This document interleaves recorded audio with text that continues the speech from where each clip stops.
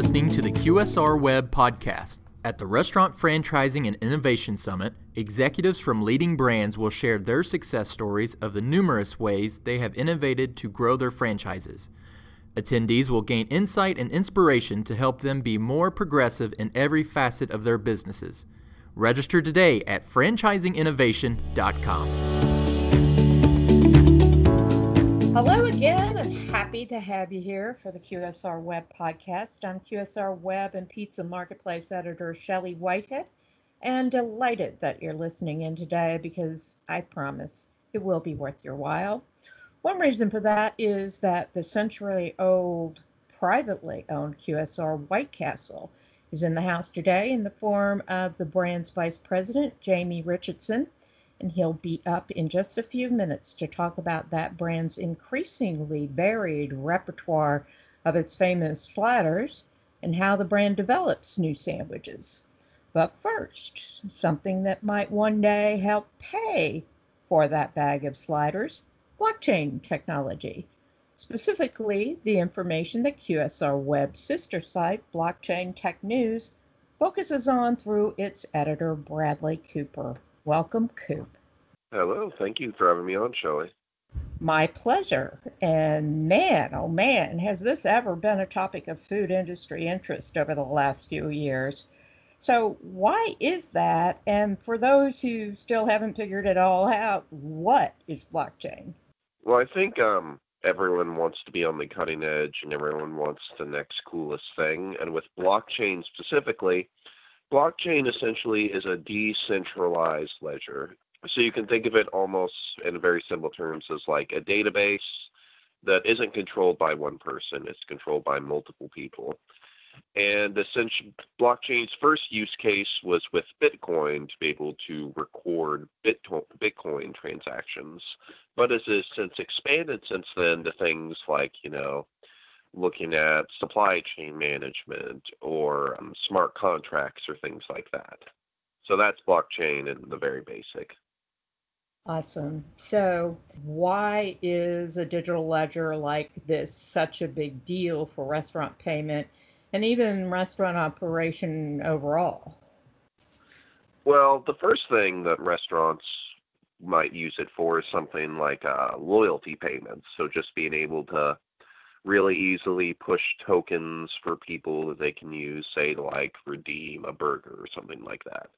But one area I think is even bigger is in the issue of supply chain management. I'm sure you're aware that there's been many outbreaks, especially with romaine lettuce. Well, blockchain gives a solution for that because with supply chain management, you can track where a particular piece of lettuce or piece of meat, where it came from, where it went from there, so that way you can instantly identify if there, in the event of an outbreak, which strand is the real problem, and you can isolate that. That would have, I'm sure the FDA would have appreciated that during the outbreaks recently. But I have to tell you, there seems to be a lot of fear, or maybe it's suspicion among more Luddite consumers like yours truly. Does that trigger some hesitancy around the acceptance of virtual currencies and blockchain in general usage with restaurateurs? And if so, how's the blockchain industry addressing that? Certainly, that is a big problem. There's just not a whole lot of understanding of what blockchain is, or there might be misconceptions where people think it's primarily used for criminal activity, or it's primarily used by fraudsters looking to make a quick buck. I think the way the blockchain industry is trying to address it right now is through two ways. Number one, they're trying to work with governments to try to develop some common sense regulations just so they and other industries just know where they stand. And another way they're trying to do that is just through education. Just how can we make this simpler for people? And also, how can they attract new talent to the blockchain industry so they have the manpower to do this? That makes sense. Kind of going at it from all directions. I guess since you're the pro on this, if you had to tell a restaurateur the top 3 reasons he or she would would or should check out blockchain and even virtual currencies, what would those be? I think the first one is obviously for supply chain management, as I mentioned, just the ability to examine where your products come from. The second one is to use it as like a royalty payment sort of thing, like with making your own token, just to sort of, get your brand out there and do a really great campaign. For example, Oscar Mayer did a campaign a while back where they offered bacon coins where people could redeem those to get free bacon. So just something like that is just a really nice little marketing tool. The third one I'd say is just maybe more related to something like identity management with blockchain is interesting because you can sort of confirm who is someone's identity on the blockchain or something someone's made. So you could use that, say, for example, if you wanted to confirm customers' identity, if they're trying to access a profile, and you could use that for like maybe if the restaurant wanted to push out some of their branded images, they want to make sure that no one stole it so they can have it registered on the blockchain. Just little things like that. Well, that's a big thing. That's something I'd never thought about. I guess on the flip side of that, what would you warn restaurateurs about up front as they begin to plunge into blockchain? Warning, this is still an infant industry, so you need to be careful about like who you decide to partner with, because obviously there are some businesses that are just in it for the short-term gain. So you need to be careful, especially with who you're doing business with, and you also need to make sure you do your research beforehand of how exactly do I want to use this. And also just to keep in mind, as I said before, it's still an infant industry, so you're not going to get a huge product right from the get-go. Yeah, it's kind of the plight of the early adopter, isn't it? To kind of have to take on. Well, it seems to me you've just come up with a report you've been working on regarding restaurants and blockchain. That might go a long way toward helping educate people a little bit. Tell us about that. Well, sure. Well, actually, I just wanted to talk a little bit about actually one report I did a while back that talks about identity management. So there was this company that put in like displays in their restrooms, especially for restaurants, and those displays would show ads when people would go to wash their hands, and then the impressions of those ads would be recorded on the blockchain, so make sure someone actually turned on the sink and someone actually got the ad. So that could be useful for restaurants, maybe if they want to push out their loyalty campaigns or want to push a new product. But the report I'm working on now, we're going to be looking at what can blockchain really be used for the restaurant industry. So specifically things like dealing with outbreaks and how would that look for a restaurant and how would they go about deploying that. So that's what my upcoming report in the next few weeks is going to be about. Next few weeks to keep looking out for that. Well, we'll certainly let folks know about it on our website. And I know you will let folks know about it on yours. I want to thank you so much for stopping in. And of course, to everybody who's listening, please check out Blockchain Tech News anytime for all the ongoing news around this important and what's beginning to sound like a potentially game-changing technology for restaurants.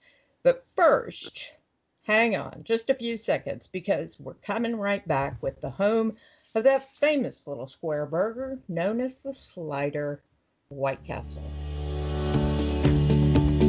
Many of the fastest growing and most successful chains in the restaurant industry are embracing innovation throughout their operations. These forward-thinking brands are constantly looking for the next innovation, new technologies, new menu items, new marketing tactics, new training programs, etc., that will propel them to even greater heights. Come and learn these innovations at the Restaurant Franchising and Innovation Summit. Register today at franchisinginnovation.com. Welcome back. And earlier this month, White Castle debuted the Slider's shaggy brother, the Sloppy Joe Slider, as an LTO. Then just last week, the brand introduced a new retail variation in the Turkey Slider. And those are just two of the rotating and expanding cast of slider characters that this long-time and really humble brand in a palatial abode has developed to capture the infinitely changing taste of the U.S. consumer. Today, please welcome White Castle Vice President Jamie Richardson, who has graciously dropped by the podcast to fill us in on how that new slider variation development process goes and how the variety of little square sandwiches in restaurant and retail is keeping this old brand new again. Welcome, Jamie. Well, thank you. I'm happy to be here.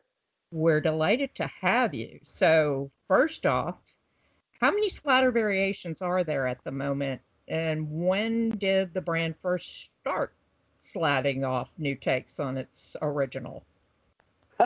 Well, as a family-owned business, we've actually been around for almost 100 years now. So we'll celebrate our 98th birthday soon. And in the beginning, at the base of all metaphysics, there was the original slider, 100% beef, steam grilled on a bed of onions, served on a bakery fresh bun with one perfect pickle.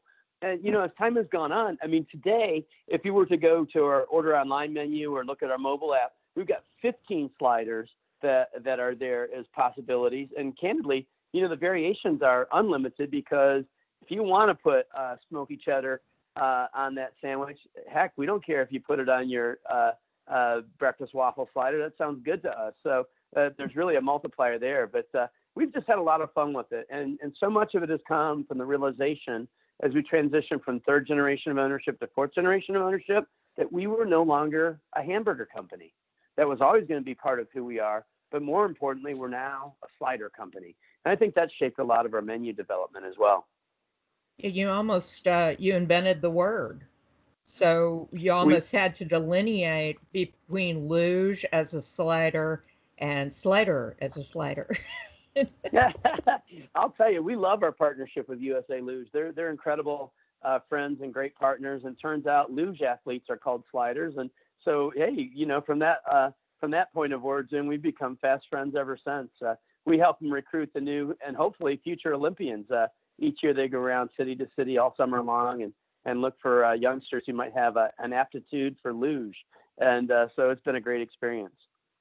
Yeah, that's neat. When you were talking about all the slider variations, I was thinking it must be kind of like walking a tightrope to both stay true to the age-old slider that kind of made you, while also meeting the needs of what's becoming an increasingly sophisticated American QSR diner. So I'm wondering how you mind that balance when creating new variations, particularly in a 100-year-old brand. That's a great question. I think so much of it is about being true to our guiding principles that our founder, Billy Ingram, had in mind when he started White Castle. And, you go back way to 1921, Billy really believed in the idea that every family deserved a night off, that every family deserved the opportunity to dine out in a restaurant and have hot and tasty, affordable food. So no matter whatever income level you might be at, that was something that everybody should be able to enjoy. So right from the beginning, it was about providing great taste at an affordable price. And I think that's the governing principle we have still today in terms of finding those one-of-a-kind distinctive sandwiches you can't get anywhere else that are incredibly tasty, but along the way, offer them for great value. We have a great partnership with Impossible Foods, and we sell the Impossible Slider, which is a plant-based protein sandwich. Looks like beef, sizzles like beef, tastes like beef. We sell that for $1.99. Some of our brothers and sisters in the restaurant industry sell a similar sandwich, but it's $12 or $13. So for us, I think it's about providing great value and accessibility, but not sacrificing quality or great taste. How do you test all those new variations, and what's the key to whether you add a new slider or even a side item or dessert when it comes to those initial customer impressions, aside, of course, from great taste? What are you looking for? Yeah. Well, when you ask that question, how do we test those? Very carefully. I have to be a little cautious. I know you have great listenership, and I know all of our competitors are listening right now. So, but I won't be guarded. I'll just share that we really do begin and start with the customer in terms of And like a lot of good product development processes, we've got better at it over time. We started in 1921, our first new product in our history. It was hotly debated and hotly contested, but 41 years into it, in 1962, we added a slice of cheese to the burger. To gear up and ramp up like we have over the last 5 to 7 years has been amazing and fun to watch. And the process is really focused on knowing what we're good at and knowing what people are looking for. For instance, our sandwiches are all served on buns we make in our own bakeries. We're proud of that. We had a record year for bun production last year. That's kind of fun to say. But along the way, that guides us as well in terms of knowing, wow, on that 2 by 2 inch platform, we don't mind having smaller size sandwiches because we think that provides our customers and future friends the chance to sample. And so you're not all in. If you buy a sandwich and boy, I didn't know that wasn't the taste I was looking for, you can enjoy another sandwich without ruining the evening. So we just had a blast listening to customers, asking good questions, hopefully, and then letting those responses guide us. I'm going to change the subject a tiny bit to address kind of like this increasingly green world that we're living in. White Castle has not only introduced its veggie slider like 5 years ago, then the Impossible slider and the approved Impossible slider, but what about straight salad or some other type of vegetable offering? Will you go that direction? I think for us, listening to our customers around sustainability has been an important focus. And most importantly, we've listened to our team members. So internally, one of our 4th generation family members, Shannon Tolliver, leads our efforts around animal welfare policies and sustainability. And that's part of our thought process in terms of being really mindful about the triple bottom line. And I mentioned our bakeries a moment ago where we make our own buns. We ship those buns out to our restaurants. We break down the cartons that the buns ship in, send them back to the bakery. And every time you see one of those bun boxes, it's got a little dot on it. And it's not uncommon to see a bun box that's been used 35, 40 times. So I think that thriftiness is a place and space that we believe in. With regard to menu development, that is really as much a response to customer demand. And there was an ache for great tasting veggie sliders that could be available in the fast food arena. And our partnership with Dr. Prager's has been profound and good and helped us get started in that arena over 4 years ago. And our new partnership with Impossible Foods has been similar. I don't know if it leads to salads or not. I think anything's possible. Right now, we're pretty thrilled with the menu we have and how customers are responding. Yeah, how are those Impossible slider sales going, by the way? Oh my goodness, now you got me guarded again because I don't want to say too much, but we're really, really pleased with how well it's done. And the customer feedback and team member feedback has been incredible. So that's been really, really fun and good for us. And we really believe it's allowed us to talk to, every customer who comes in, whether they lean more towards carnivore or more towards vegan. And so, and I think in our world and our colleagues, I bet, feel the same way. It's not always a single decision, that it's kind of people like to spend time together, and they come to our restaurants spending time together. And we don't want to miss that chance for that visit because one person in the car doesn't have something on the menu they can crave too. So in that regard, it's been incredibly successful. And candidly, on all measures, it's been very successful. I guess it excites the people working at the restaurant too to have something a little different to offer. Yeah, we're so fortunate. We have 10,000 team members. This is hard to believe, but of our 10,000 team members, more than 1 in 4 have been at White Castle 10 years or more. So we've got the best focus group ever, just asking our team members good questions and seeing what they want to share with us. Another really fun thing about our operations leadership, of our top 450 restaurant operations leaders, 442 of those individuals started behind the counter at White Castle in an hourly role. We love the 8 who didn't. Yeah, so we love those 8 who didn't as well. But it's something to have that kind of, we're a family-owned business, but that goes well beyond the family that owns the business. That's each of us who made this work our life's work. and get to spend time together, hopefully making our neighborhoods a better place and feeding the souls of craver generations everywhere. Well, I'm wondering also, trying to extend that idea of menu variation into beverages. This has been such a changing category for the restaurant industry, where people are really developing things within the beverage category at their restaurants. Is anything like that in the works for White Castle that you will tell us about? I can share two major things that have been interesting and good. We've been in partnership with Coca-Cola since 1921, since the very beginning. I mentioned we have 15 sliders if you go to our online menu right now, but in the beginning we had 4 menu items total, and that was the hamburger, apple pie, coffee, and Coca-Cola. So right from the get-go, Coke's been a great partner, and we're all in with the freestyle machine. So we have that in each of our restaurants. It's a big commitment we made a year and a half ago, and we've been really pleased with that commitment. So when it comes to variety and choice, there's no better offering, we believe, than having that freestyle machine. And our general managers and team members love that it's available. We wondered a little bit, how's that going to work at the drive-thru?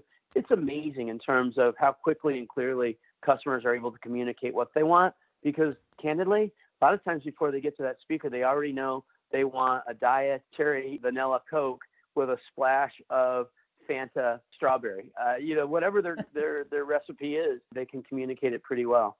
The other thing we've done is develop a really great real fruit smoothie program that's done really, really well for us. And so we have some seasonal options that we offer. Last summer we did strawberry lemonade. Gosh, I don't think I can remember what we're doing this summer right this second, but conveniently. but conveniently, but I know it's going to be great. And that, candidly, I think we're able to do these things because we have team members who are so willing to try things. We've learned a lot. We got great feedback from our teams in the restaurants about the smoothies, because we had a process where we pre-measure everything out, get everything prepped at the start of each day. Well, we're 24 hours, but we do it every morning. And we found, in working with our different partners, we could have that all ready to go without any compromise in quality or taste. And anything that saves time, as all of us know, back of house, helps us serve our customers better. So, we learn as we go, but we've been really, really impressed and pleased with how that fruit smoothie program has gone. I'm kind of partial to the peach, but that's just me. On your recommendation, I will look forward to it. Absolutely. You'll love it. Thanks so much, Jamie. It's always fun to find out what you all are up to. And I appreciate your time. We really kind of learned a lot from you today, and it's always changing at White Castle. The more things change, the more we crave the same. It's in every statement, isn't it? We try. Listen, that's going to do it for today's podcast, but be sure and come back next Friday for a brand new edition featuring one of the assortment of great brands in this innovative industry. Until then, here's wishing all of you great business. Bye-bye.